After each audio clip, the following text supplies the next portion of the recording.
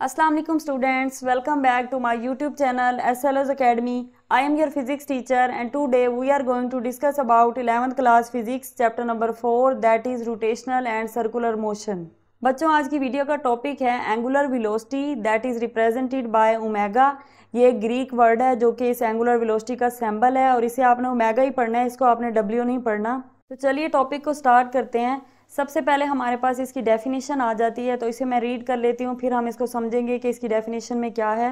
The rate of change of angular displacement of a body is called angular velocity. जिस तरह से हम linear velocity की definition लिखते होते थे कि the rate of change of displacement is called velocity या फिर लीनियर वेलोसिटी, उसी तरह से जब हम एंगुलर वेलोसिटी की बात करेंगे तो तब भी हम यही कहेंगे कि रेट ऑफ चेंज ऑफ। बस फर्क ये है कि वहां पर हम सिंपल डिस्प्लेसमेंट की बात करते थे या फिर लीनियर डिस्प्लेसमेंट की बात करते थे। अब यहाँ पर क्योंकि हम सर्कुलर मोशन को डिफाइन कर रहे हैं, सर्कुलर मोशन को पढ़ रहे हैं, तो यहाँ पे हम क्या कहेंगे, एंगुलर डिस्प्लेसमेंट। इसलिए मैंने लिखा the rate of change of angular displacement of a body is called angular velocity और that is represented by omega, जो मैंने आपको पहले ही बता दिया। तो ये इसकी सिंपल सी डेफिनेशन है। इसके बाद हमारे पास इसका मैथमेटिकल फार्मूला आ जाता है that is omega is equal to del theta by del t.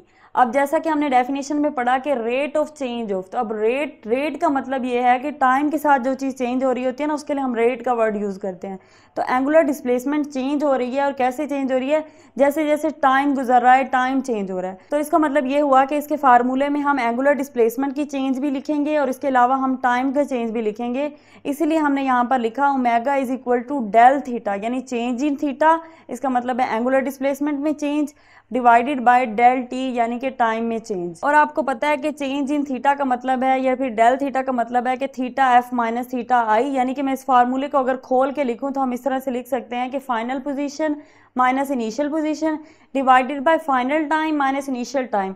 अब ये टाइम भी उन पोजीशंस के हिसाब से है, यानी जब हमारे पास बॉडी एक पॉइंट पे है, जैसे फॉर एग्जांपल लास्ट लेक्चर में हमने डिस्कस किया था कि बॉडी पॉइंट ए पे है, तो पॉइंट ए क्या है, उसकी पोजीशन 1 है या फिर इनिशियल पोजीशन है। वो जो इनिशियल पोजीशन है उस पर जो टाइम होगा वो होगा हमारे पास इनिशियल टाइम। जिस तरह बाद में मूव करके पॉइंट बी पे चली जाती है तो वो उसकी फाइनल पोजीशन है, थीटा एफ है, तो वहां पर जो टाइम है वो क्या होगा, वो टी एफ यानी फाइनल टाइम होगा। चेंज इन थीटा के लिए हमने लिख दिया theta F minus theta I, change in time के लिए हमने लिखा T F minus T I. तो ये इसकी डेफिनेशन हो गई और मैथमेटिकल फार्मूला हो गया। इसके बाद हमारे पास यूनिट्स आ जाते हैं इसके।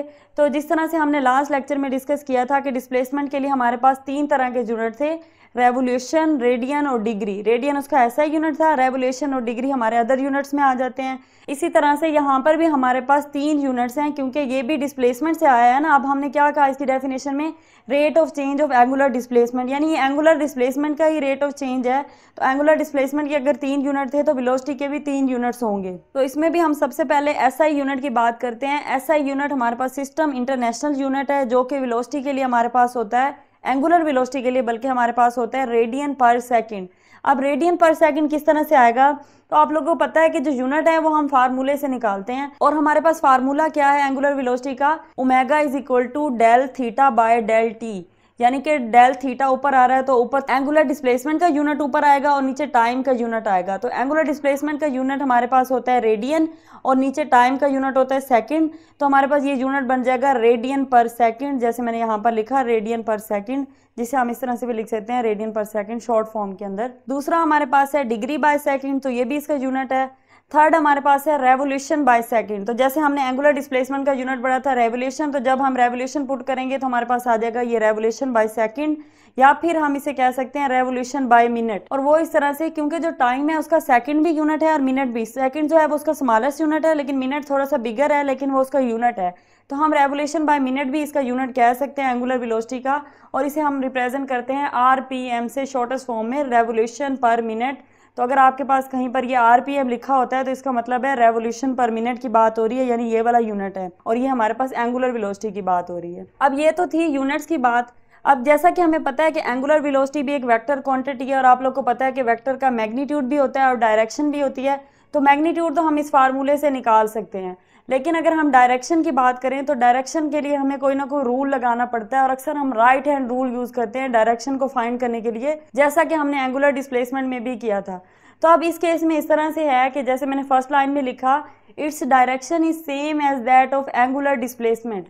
वेलोसिटी की, एंगुलर वेलोसिटी की डायरेक्शन वही होती है जो एंगुलर डिस्प्लेसमेंट की डायरेक्शन होती है। यानी कि जैसे वहां पर हम राइट हैंड रूल अप्लाई करके एंगुलर डिस्प्लेसमेंट की डायरेक्शन निकालते हैं, तो जो भी हमारे पास एंगुलर डिस्प्लेसमेंट की डायरेक्शन आएगी वही वाली डायरेक्शन एंगुलर वेलोसिटी की भी होगी। अब अगर इसी चीज को समझने के लिए हम इन डायग्राम्स को देखें, तो यहाँ पर जो एक्स है हमारे पास वो हमारा एक्सिस ऑफ रोटेशन है, और इस डायग्राम में भी एक्स हमारा एक्सिस ऑफ रोटेशन है। अब यहाँ पर हम राइट हैंड रूल को अप्लाई करके देखते हैं। वो क्या था हमारे पास, वो हमारे पास इस तरह से था कि हमने होल्ड करना है एक्सिस ऑफ रोटेशन को अपने राइट हैंड के साथ, और इस तरह से होल्ड करना है कि हमारी जो फिंगर्स हैं वो कर्ल कर रही हैं रोटेशन की डायरेक्शन में। जैसे अगर हम यहाँ पर देखें तो आप ये देख सकते हैं, ये वाला एरो हमें रोटेशन की डायरेक्शन बता रहा है। ये एरो हमें बता रहा है कि हमारी जो रोटेशन है वो एंटी क्लॉकवाइज हो रही है। तो हमने अपनी फिंगर्स को भी एंटी क्लॉकवाइज डायरेक्शन में थोड़ा सा कर्ल कर लेना है, मोड़ लेना है। और फिर हमारा जो थंब है वो क्या कर रहा होगा, थंब इरेक्ट थंब की जो डायरेक्शन, अगर आप इधर अपनी फिंगर्स को कर्ल करके देखें तो आपको जो थंब है ना वो आउटवर्ड डायरेक्शन में, आउट ऑफ द प्लेन, यानी कि बाहर की तरफ पॉइंट आउट हो रहा होगा, बाहर की तरफ निकल रहा होगा। और वो जो थंब है वो हमें एंगुलर डिस्प्लेसमेंट की डायरेक्शन देता था। अब जैसे मैंने यहाँ पर कहा, क्योंकि जो एंगुलर डिस्प्लेसमेंट की डायरेक्शन है वही एंगुलर वेलोसिटी की होगी, इसका मतलब कि हमारी एंगुलर वेलोसिटी की डायरेक्शन भी आउट ऑफ द पेज होगी। तो हमें यहाँ से ये पता चला कि जब हमारी रोटेशन एंटी क्लॉकवाइज डायरेक्शन में हो रही है तब क्या हमारा थंब बाहर की तरफ आ रहा है। आप खुद इसे इमेजिन कर सकते हैं, आप इधर एक्सपोज कर लें, जैसे आपके पास ये डायग्राम है, तो आप अपने हैंड को इसकी तरफ कर्ल करके देखिए, अपनी फिंगर्स को इस रोटेशन की डायरेक्शन में, आपका थंब जो है वो आपके अपनी तरफ डायरेक्शन में होगा, यानी कि out of the page, out of the plane हम कह सकते हैं होगा। तो वो जो है वो इसकी एंगुलर वेलोसिटी की डायरेक्शन है फॉर एंटी क्लॉकवाइज रोटेशन। अब अगर हम इस डायग्राम में देखें तो यहाँ पर क्या है, यहाँ पर आप देख सकते हैं कि क्लॉकवाइज रोटेशन हो रही है। ये एरो हमें इंडिकेट कर रहा है कि रोटेशन किस तरह की है, क्लॉकवाइज है, और एक्स जो है वो यहाँ पर एक्सिस ऑफ रोटेशन है। तो यहाँ पर अगर आप देखें तो यहाँ पे आपने क्या करना है कि अब जो आपकी फिंगर्स हैं राइट हैंड की ही, आपने लेफ्ट हैंड नहीं यूज करना, राइट हैंड की फिंगर्स को क्या करना है, आपने कर्ल करना है इस डायरेक्शन में, एंटी क्लॉकवाइज डायरेक्शन में। जब आप इस तरह से करेंगे तो यूं होगा कि आपकी जो फिंगर्स हैं वो कर्ल होकर इस डायरेक्शन में हो जाएंगी, और आपका जो थंब है ना वो क्या होगा, वो आपका इनटू द पेज, यानी आपसे आगे की तरफ जा रहा है, आपसे अपोजिट डायरेक्शन में जा रहा है। तो वो जो डायरेक्शन है ना आपसे अपोजिट वाली डायरेक्शन, वो किसी की एंगुलर डिस्प्लेसमेंट की भी है और एंगुलर वेलोसिटी की भी है। तो इस तरह से हमें ये पता चला कि जब हम क्लॉकवाइज रोटेशन की बात करते हैं तब वो किस तरह से होती है, इनटू द प्लेन होती है, या फिर आपसे अपोजिट डायरेक्शन में हो रही होती है, इसलिए वो इनटू द प्लेन होती है। अब इस चीज को अगर हम एक एग्जाम्पल से समझें तो इसकी एग्जाम्पल है, जैसे आप अपनी बोतल का ढक्कन खोलते हैं, किसी भी बोतल का आपने ढक्कन खोलना हो, तो क्या होता है कि जब आपको ढक्कन खोलना होता है तो खोलने के लिए आप ये करते हैं कि एंटी क्लॉकवाइज डायरेक्शन में उसे रोटेट करते हैं। आप अगर इमेजिन करके देखें या फिर बोतल उठा के आप ढक्कन खोल के देखिएगा, जब आप एंटी क्लॉकवाइज यानी कि क्लॉक के अपोजिट डायरेक्शन में उसको रोटेट करेंगे तो वो ढक्कन खुल जाएगा। क्यों खुल जाएगा, क्योंकि उसकी जो वेलोसिटी की डायरेक्शन है वो आउटसाइड द प्लेन, यानी कि वो आउटसाइड बाहर की तरफ होगी, और ढक्कन क्या करेगा, वैसे एंटी क्लॉकवाइज रोटेट होते होते ऊपर आ जाएगा और वो पूरा खुल जाएगा। लेकिन अगर उसके अपोजिट आप क्लॉकवाइज डायरेक्शन में रोटेट करें तो क्योंकि वेलोसिटी की डायरेक्शन क्लॉकवाइज के लिए इनटू द प्लेन होती है, तो उसमें क्या होगा कि क्लॉकवाइज में इनटू द प्लेन का मतलब है कि ढक्कन टाइट हो जाएगा। इसी तरह आप ये एग्जांपल अपने नट वगैरह पे भी फिट कर सकते हैं। अगर आपको कभी नट टाइट करना हो तो आप उसके लिए क्या करते हैं, क्लॉकवाइज उसको रोटेट करते हैं। इसके अलावा आप बाकी भी इस तरह की जो डेली लाइफ एग्जांपल्स हैं उनमें ये तजर्बा करके देख सकते हैं कि इसी तरह से ये होता है। नेक्स्ट पॉइंट मैंने इसके बारे में लिखा है कि it is always along the axis of rotation.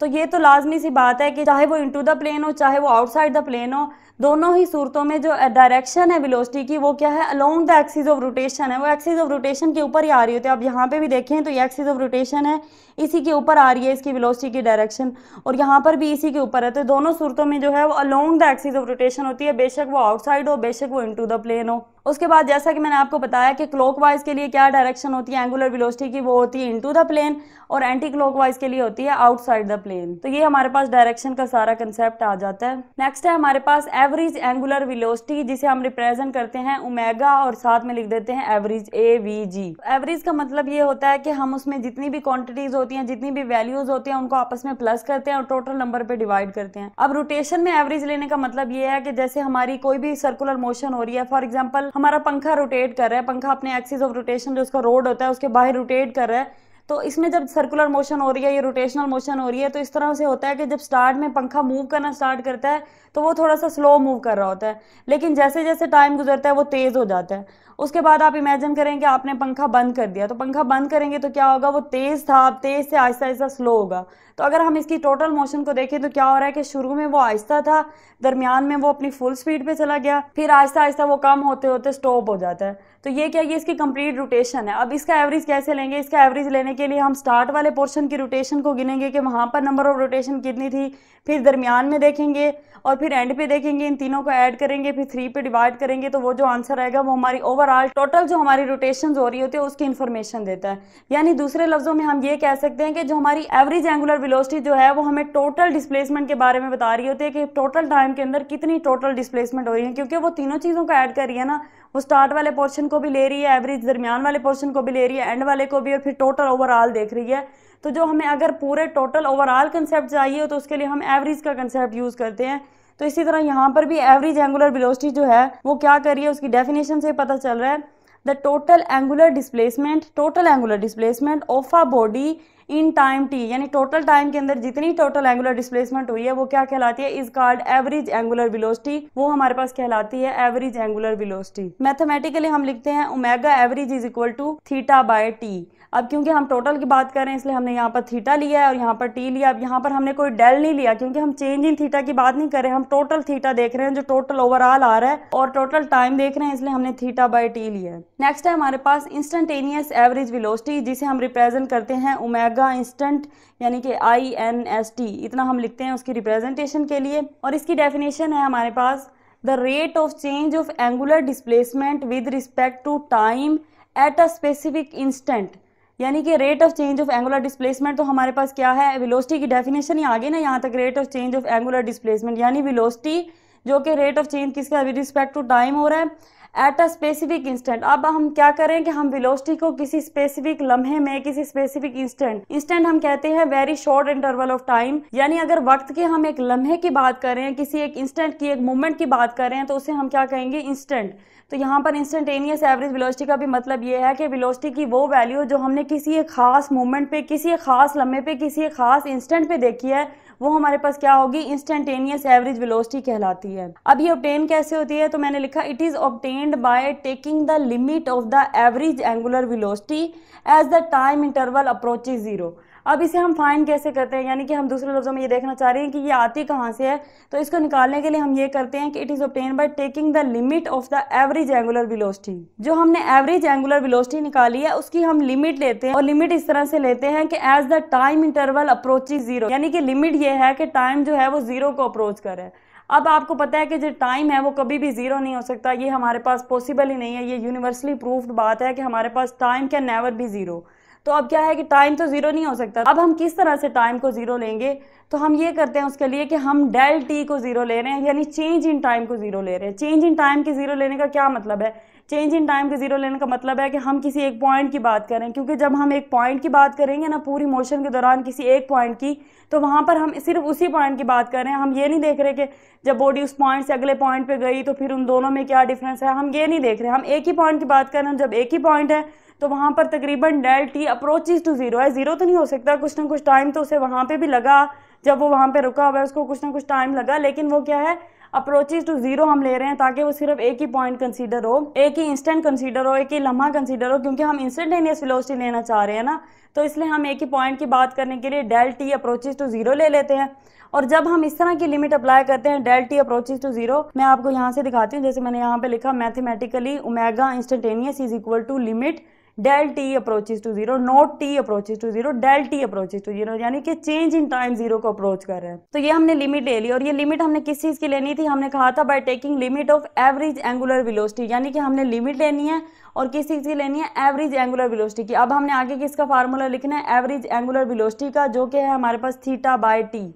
अब अगर आप यहाँ पे देखें तो आप लोग सोचेंगे कि मैम ने तो थीटा बाय टी के बजाय शायद गलती से del theta by del t लिख दिया, तो मैंने बिल्कुल भी ये गलती से नहीं लिखा, ये इस तरह से आना है del theta by del t. मैं इसकी रीजन आपको समझाती हूँ।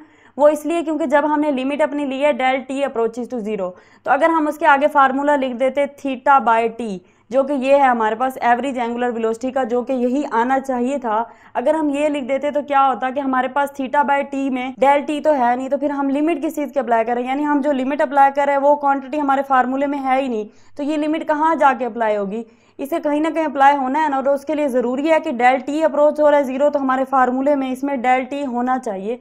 तो उसके लिए हमने क्या किया कि जो नीचे थीटा बाय टी का नीचे वाला टी है ना, इसके साथ डेल को मल्टीप्लाई कर दिया। अब अगर हम इसके साथ मल्टीप्लाई करते हैं और ऊपर ऐसे थीटा रखते हैं तो ये भी नहीं कर सकते हम इस तरह नहीं कर सकते ना कि ऐसे खुद से एक क्वांटिटी के साथ डेल इंट्रोड्यूस करा लें और ऊपर ना कराएं, ऊपर खाली थीटा रहे। तो ज़रूरी था कि हम थीटा को मल्टीप्लाई भी करते, थीटा को डिवाइड भी करते, यानी हमने थीटा को दोनों क्वांटिटीज़ के साथ मल्टीप्लाई कर दिया, ऊपर भी और नीचे भी। तो अब ये थीटा थीटा के साथ कट भी जाए तो कोई फ़र्क नहीं पड़ता ना, तो इसलिए हमने क्या किया, दोनों के साथ थीटा इंट्रोड्यूस करा दिया। एक्चुअली ये थीटा बाय टी ही था, लेकिन हमने इन दोनों के साथ डेल इंट्रोड्यूस करा दिया ताकि हमारे पास नीचे जो है डिनोमिनेटर में डेल टी बन सके। और डेल टी क्यों बनाना था, क्योंकि हमारी लिमिट ये थी डेल टी अप्रोचेस टू 0। और लिमिट यही क्यों थी, क्योंकि हम टी अप्रोचेस टू 0 नहीं लिख सकते, time can never B 0, change in time can be 0। सो हमने क्या लिखा, डेल टी अप्रोचेस टू 0। तो आई होप कि आपको ये वाला कंसेप्ट समझ आ गया होगा।